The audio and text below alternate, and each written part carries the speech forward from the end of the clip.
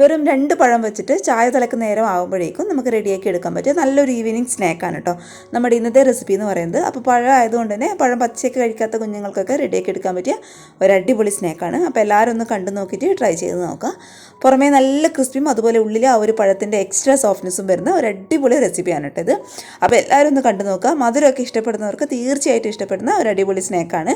അപ്പോൾ കണ്ടു നോക്കിയിട്ട് ട്രൈ ചെയ്ത് നോക്കുക. ട്രൈ ചെയ്ത് നോക്കുന്ന സമയത്ത് നിങ്ങളുടെ അഭിപ്രായങ്ങൾ കമൻറ്റ് ബോക്സിൽ വന്നറിയിക്കുക കേട്ടോ. പിന്നെ ഈ ഒരു വീഡിയോ കണ്ടുകൊണ്ടിരിക്കുന്ന ഒരു സമയത്ത് ഇഷ്ടപ്പെടുകയാണെന്നുണ്ടെങ്കിൽ ലൈക്ക് ചെയ്യേണ്ട കാര്യം മറന്നു പോകരുത്. പുതുതായിട്ട് നമ്മുടെ ചാനൽ ആരെങ്കിലും കാണുകയാണെന്നുണ്ടെങ്കിൽ സബ്സ്ക്രൈബ് ചെയ്തിട്ട് ഒന്ന് സപ്പോർട്ടും കൂടി ചെയ്യണേ.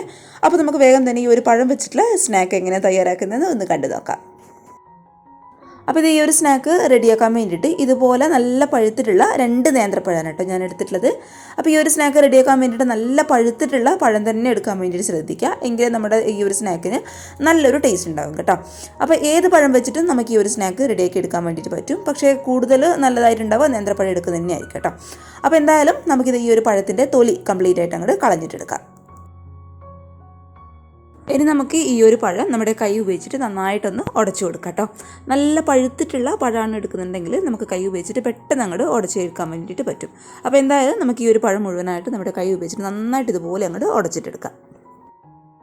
നമ്മുടെ കൈ ഉപയോഗിച്ചിട്ട് പഴം നന്നായിട്ടൊന്ന് ഉടച്ചു കൊടുത്തു കഴിഞ്ഞാൽ പിന്നെ നമ്മൾ ഇതുപോലുള്ളൊരു ഫോർക്കോ സ്പൂണോ ഉപയോഗിച്ചിട്ട് നന്നായിട്ട് ഈ ഒരു പഴം ഒന്ന് പേസ്റ്റ് പരുവത്തിലാക്കി എടുക്കുക കേട്ടോ.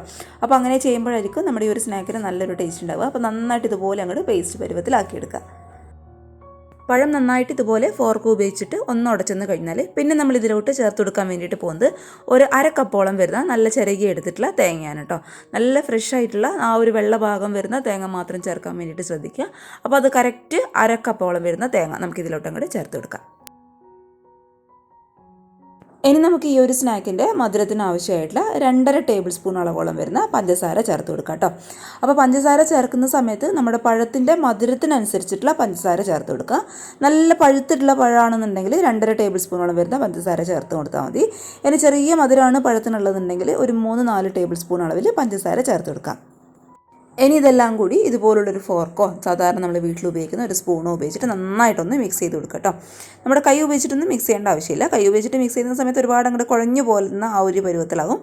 ഫോർക്ക് ഉപയോഗിച്ചിട്ട് നന്നായിട്ട് ഇതുപോലെ ഒന്ന് മിക്സ് ചെയ്ത് കൊടുക്കാം.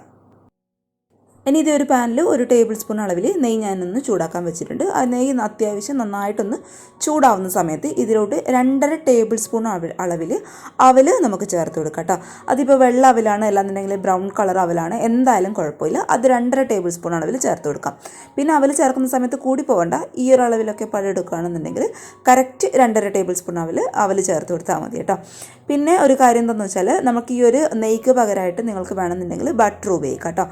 ഇതെല്ലാന്നുണ്ടെങ്കിൽ ഓയിലും അല്ലാന്നുണ്ടെങ്കിൽ വെളിച്ചെണ്ണ ഉപയോഗിക്കാം. പക്ഷേ നെയ്യും അതേപോലെ ബട്ടർ ചേർക്കുന്ന സമയത്ത് നമ്മുടെ ഈ ഒരു സ്നാക്കിന് നല്ലൊരു ഫ്ലേവറും നല്ലൊരു ടേസ്റ്റ് ആയിരിക്കും. അപ്പോൾ അത് നിങ്ങളുടെ ഇഷ്ടത്തിനനുസരിച്ചിട്ട് ചെയ്യാം കേട്ടോ. ഇനി ഈ ഒരു അവലിൻ്റെ പച്ച ആ ഒരു സ്മെല്ല് ആ ഒരു ടേസ്റ്റ് ഒന്ന് മാറി കിട്ടുന്നവരെ ഈ ഒരു നെയ്യിലിട്ടിട്ട് നമുക്ക് നന്നായിട്ട് ഇതുപോലെ ഒന്ന് റോസ്റ്റ് ചെയ്തിട്ടെടുക്കാം. അവലിൻ്റെ ആ ഒരു പച്ച സ്മെല്ല് ഒന്ന് മാറി കിട്ടുന്ന സമയത്ത് നമ്മൾ നേരത്തെ റെഡിയാക്കി വെച്ചിട്ടുള്ള ആ ഒരു പഴത്തിൻ്റെയും തേങ്ങയുടെയും പഞ്ചസാരയുടെയും മിക്സ് ഈ ഒരു അവലിലോട്ട് നമുക്ക് ഇട്ട് കൊടുക്കാം കേട്ടോ. ഈ ഒരു സമയത്തൊക്കെ തീ എന്ന് പറയുന്നത് ഏറ്റവും ലോ ഫ്ലെയിമിൽ ഇട്ടോളൂ. അല്ലാന്നുണ്ടെങ്കിൽ ഇത് പെട്ടെന്ന് ആ ഒരു അവൽ പെട്ടെന്ന് അങ്ങോട്ട് കരിഞ്ഞു പോകും കേട്ടോ. ആ ഒരു പഴം ഇടുന്ന സമയം കൊണ്ട് അവൽ ചിലപ്പോൾ കരിയാനുള്ള ചാൻസ് ഉണ്ട്. അതുകൊണ്ട് ഏറ്റവും ലോ ഫ്ലെയിമിലോട്ട് തീ മാറ്റിയിട്ട് കംപ്ലീറ്റ് ആയിട്ടുള്ള ആ ഒരു പഴം നമുക്ക് ഈ ഒരു പാനിലോട്ട് അങ്ങോട്ട് തട്ടിക്കൊടുക്കാം. ഇനി ഈ ഒരു പഴം നമുക്ക് ഈ ഒരു പാനിൽ വെച്ചിട്ട് നന്നായിട്ടൊന്ന് വഴറ്റിയെടുക്കാം കേട്ടോ. നമ്മുടെ ആ ഒരു പഴത്തിലെ വെള്ളമൊക്കെ കംപ്ലീറ്റ് ആയിട്ട് വറ്റുന്ന രീതിയിൽ വേണം നമ്മളിത് വഴറ്റിയെടുക്കാൻ വേണ്ടിയിട്ട്. തീ ഒരു മീഡിയം ടു ഹൈ ഫ്ലെയിമിൽ തന്നെ വെച്ചോളൂ. എങ്കിൽ നമ്മുടെ ആ ഒരു പഴത്തിലെ വെള്ളം പെട്ടെന്ന് അങ്ങോട്ട് വലിഞ്ഞ് കിട്ടുള്ളൂ. അതുകൊണ്ട് ഒരു മീഡിയം ടു ഹൈ ഫ്ലെയിമിൽ വെച്ചിട്ട് നന്നായിട്ട് ആ ഒരു പഴത്തിൽ കിടക്കുന്ന വെള്ളം അങ്ങോട്ട് വറ്റിച്ചിട്ടെടുക്കുക കേട്ടോ. ഒരു ഡ്രൈ ആയിട്ടുള്ള മാവാണ് കേട്ടോ നമുക്ക് ആവശ്യം. അതുകൊണ്ട് നന്നായിട്ട് ഇതുപോലെ അങ്ങോട്ട് വറ്റിച്ചിട്ടെടുക്കാം. അപ്പോൾ നമ്മുടെ പഴത്തിലെ വെള്ളമൊക്കെ കംപ്ലീറ്റ് ആയിട്ട് വറ്റി ഈ ഒരു പഴം കണ്ടു നന്നായിട്ട് ഡ്രൈ ആയിട്ട് മാറിയിട്ടുണ്ട്. ഈ ഒരു രീതിയിൽ ആയി കിട്ടണം. ഇനിയിത് പതുക്കെ സ്റ്റൗ ഓഫ് ചെയ്ത് നമുക്കിത് മറ്റൊരു പാത്രത്തിലോട്ട് അങ്ങോട്ട് മാറ്റി കൊടുക്കാം. ഇനി നമുക്ക് ഈ ഒരു പഴത്തിന് ആവശ്യമായിട്ടുള്ള കോട്ടിങ് ഒന്ന് റെഡിയാക്കി എടുക്കണം കേട്ടോ. അപ്പോൾ അതിനായിട്ട് ഇത് ഇതുപോലുള്ളൊരു പാത്രത്തിൽ കറക്റ്റ് 2.5 ടേബിൾ സ്പൂൺ അളവിൽ ഗോതമ്പ് പൊടിയാണ് ഞാൻ ചേർത്ത് കൊടുക്കുന്നത്. അപ്പോൾ ഗോതമ്പ് പൊടിക്ക് പകരമായിട്ട് നിങ്ങൾക്ക് വേണമെന്നുണ്ടെങ്കിൽ മൈദയും ഉപയോഗിക്കാം. അപ്പോൾ മൈദയായാലും ഗോതമ്പ് പൊടിയായാലും എന്തായാലും കുഴപ്പമില്ല കേട്ടോ. എന്തായാലും 2.5 ടേബിൾ സ്പൂൺ അളവിൽ ചേർത്ത് കൊടുക്കാം.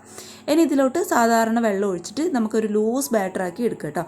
ഒരുപാട് കട്ടി വേണ്ട, ഇച്ചിരി ഒന്ന് ലൂസായിട്ടാണ് നമുക്ക് ഒഴിച്ചു കൊടുക്കേണ്ടത്. ആ ഒരു ഗോതമ്പ് പൊടിയുടെ കട്ടകളൊക്കെ കംപ്ലീറ്റ് ആയിട്ട് ഉടച്ചു കൊടുത്തിട്ട് നല്ല സ്മൂത്തായിട്ടുള്ള ബാറ്റർ റെഡിയാക്കി എടുക്കുക കേട്ടോ. ഇനി ഇതിലോട്ട് ആ ഒരു മധുരം പഴത്തിൻ്റെയൊക്കെ മധുരം ഒന്ന് ബാലൻസായി കിട്ടാൻ വേണ്ടിയിട്ട് ഒരു നുള്ളുപ്പും കൂടി നമുക്ക് ഈ ഒരു ഗോതമ്പിൻ്റെ മാവിലോട്ട് ഇട്ട് കൊടുക്കാം. അപ്പോൾ ഇത് ആ ഒരു സമയമാകുമ്പോഴേക്കും നമ്മുടെ പഴത്തിൻ്റെ ചൂടൊക്കെ അത്യാവശ്യം ഒന്ന് മാറിക്കിട്ടിയിട്ടുണ്ട് കേട്ടോ. ഇനി നമുക്ക് ഈ ഒരു പഴം ഒന്ന് ഷേപ്പ് ചെയ്തെടുക്കണം. അതിനായിട്ട് ഇത് ചെറിയൊരു പോർഷൻ മാത്രം എടുക്കുക കേട്ടോ. ഒരുപാട് വലിപ്പമുള്ളതായി പോകേണ്ടത് കറക്റ്റ് ഈ ഒരു അളവിലൊക്കെ മാത്രം പഴം എടുത്താൽ മതി. എന്നിട്ട് നമ്മുടെ കൈയുടെ ഉൾഭാഗം ചെറുതായിട്ടൊന്ന് നനച്ച് കൊടുത്തിട്ട് കുറച്ച് ബാറ്റർ പഴത്തിൻ്റെ എടുക്കുക കേട്ടോ. എന്നിട്ട് നമ്മുടെ കയ്യിൽ അടിയിൽ വെച്ചിട്ട് ആ ഒരു ക്രാക്കൊന്നുമില്ലാതെ നന്നായിട്ട് ഇതുപോലെ ഒന്ന് ഉരുട്ടിയെടുക്കുക കേട്ടോ. ഒരുപാട് വലിപ്പമുള്ളതായി പോകണ്ട. അതേ സമയം നമ്മൾ ഉരുട്ടിയെടുക്കുന്ന സമയത്ത് ഒട്ടും ഇതിൽ ക്രാക്ക് ഉണ്ടാവാനും പാടില്ല. കൈയുടെ അടിയിൽ വെച്ചിട്ട് സോഫ്റ്റായിട്ട് ഇതുപോലെ ഒന്ന് ഉരുട്ടിയെടുക്കാം.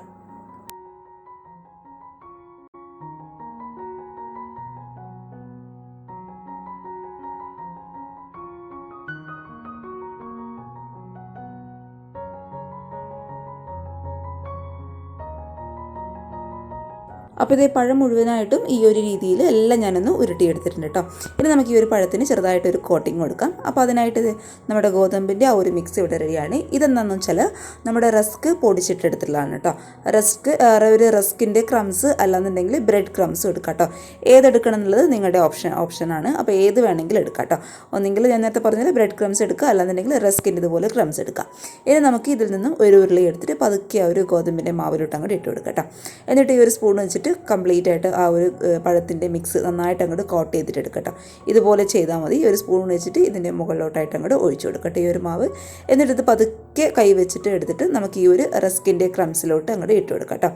എന്നിട്ട് ഇതുപോലെ അങ്ങോട്ട് ചെയ്ത് കൊടുത്താൽ മതി. ആ ഒരു റസ്കിൻ്റെ ആയാലും ബ്രെഡിൻ്റെ ആയാലും ആ ഒരു ക്രംസ് നന്നായിട്ട് ഇതുപോലെ അങ്ങോട്ട് ഈ ഒരു പഴത്തിൻ്റെ മിക്സിൽ അങ്ങോട്ട് കോട്ടായിട്ടിരിക്കണം കേട്ടോ ഈ ഒരു ബോളിൽ.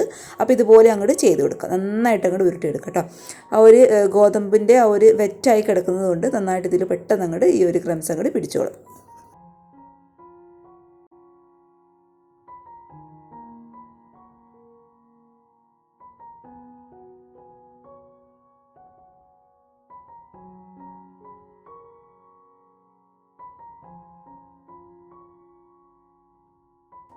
ഇനി ഇത് എണ്ണയിലിട്ടിട്ട് നമുക്ക് നന്നായിട്ടൊന്ന് ഫ്രൈ ചെയ്തിട്ട് എടുക്കാം കേട്ടോ.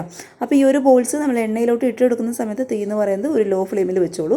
അല്ലാന്നുണ്ടെങ്കിൽ നമ്മൾ ഇത് എണ്ണയിലോട്ട് ഇട്ട് കൊടുത്ത ആ ഒരു സമയം തന്നെ നമ്മൾ കോട്ടിങ് ബ്രെഡ് ക്രംസ് ആയത് അല്ലാന്നുണ്ടെങ്കിൽ റസ്കിൻ്റെ ആ ഒരു ക്രംസ് ആയതുകൊണ്ട് പെട്ടെന്ന് അങ്ങോട്ട് കരിഞ്ഞു പോകും. അതുകൊണ്ട് ഒരു ലോ ഫ്ലെയിമിലിട്ടിട്ട് ഈ ഒരു പഴത്തിൻ്റെ ആ ഒരു ബോൾ നമുക്ക് ഇതിലോട്ട് ഇട്ട് കൊടുക്കാം. എന്നിട്ട് പതുക്കെ ഒരു മീഡിയം ഫ്ലെയിമിലോട്ട് ആക്കിക്കൊണ്ട് വരും കേട്ടോ. അല്ലാന്നുണ്ടെങ്കിൽ ഇത് പെട്ടെന്ന് അങ്ങോട്ട് കരിഞ്ഞു പോകാനുള്ള ചാൻസ് ഉണ്ട്. എന്നിട്ട് ഒരു മീഡിയം ഫ്ലെയിമിൽ വെച്ചിട്ട് എല്ലാ സൈഡും നന്നായിട്ട് അങ്ങോട്ട് മൊരിച്ചെടുക്കുക. എന്നിട്ട് ഇത് കറക്റ്റ് ഈ ഒരു കളറാവുന്ന സമയത്ത് ഇത് പതുക്കെ നമുക്ക് എണ്ണയിൽ നിന്ന് അങ്ങനെ എടുത്തിട്ട് മാറ്റി കൊടുക്കാം. അപ്പോൾ പഴം കൊണ്ടുള്ള നമ്മുടെ സ്നാക്ക് ഇവിടെ റെഡി ആയിട്ടുണ്ട്. പുറം ഭാഗം നിങ്ങൾ പറഞ്ഞാൽ വിശ്വസിക്കില്ല, അത്രയും ക്രിസ്പി ആയിട്ടുള്ള സ്നാക്കാണ് കേട്ടോ. ഉള്ളിൽ ഞാനിതൊന്ന് ഉൾഭാഗം ഒന്ന് കാണിച്ചു തരാം. ഇതിപ്പോൾ അത്യാവശ്യം നല്ല ചൂടുണ്ട് കേട്ടോ. ഞാൻ ഇത് ഫ്രൈ ചെയ്തെടുത്ത പാടാണ്. അപ്പോൾ അത് തന്നെ നിങ്ങളെ കാണിക്കാമെന്ന് വിചാരിച്ചു. അപ്പോൾ ഉൾഭാഗം ഞാനിത് പതുക്കെ ഒന്ന് തുറന്ന് നോക്കാം നമുക്ക്. അപ്പോൾ ഇത് ഉൾഭാഗമൊക്കെ നല്ല സോഫ്റ്റ് ആയിട്ടുള്ള ആ ഒരു സ്നാക്കാണ് കേട്ടോ. പഴത്തിൻ്റെ തന്നെ ആയതുകൊണ്ട് ഉള്ളിലൊക്കെ കണ്ട നല്ല ഫില്ലിങ്സോട് കൂടിയിട്ടുള്ള ഒരു അടിപൊളി സ്നാക്കാണ്. മധുരമൊക്കെ ഇഷ്ടപ്പെടുന്നവർക്ക് തീർച്ചയായിട്ടും ട്രൈ ചെയ്ത് നോക്കാൻ പറ്റുന്ന ഒരു അടിപൊളി റെസിപ്പിയാണ്. അപ്പോൾ ട്രൈ ചെയ്ത് നോക്കുന്ന സമയത്ത് നിങ്ങളുടെ അഭിപ്രായങ്ങൾ കമൻറ്റ് ബോക്സിൽ വന്നറിയിക്കാം. പിന്നെ ഈ ഒരു റെസിപ്പി ഇഷ്ടപ്പെടുകയാണെന്നുണ്ടെങ്കിൽ ലൈക്ക് ചെയ്യേണ്ട കാര്യവും ഷെയർ ചെയ്യേണ്ട കാര്യം, പിന്നെ ചാനലിൻ്റെ വീഡിയോസൊക്കെ ആദ്യമായിട്ട് ആരെങ്കിലും കാണുകയാണെന്നുണ്ടെങ്കിൽ സബ്സ്ക്രൈബ് ചെയ്യേണ്ട കാര്യം മറന്നു പോയത്. അപ്പോൾ നാളെ ഒരു അടിപൊളി വീഡിയോ ആയിട്ട് കാണും വരെ thank you for watching സിംനാസ് food world. Bye bye.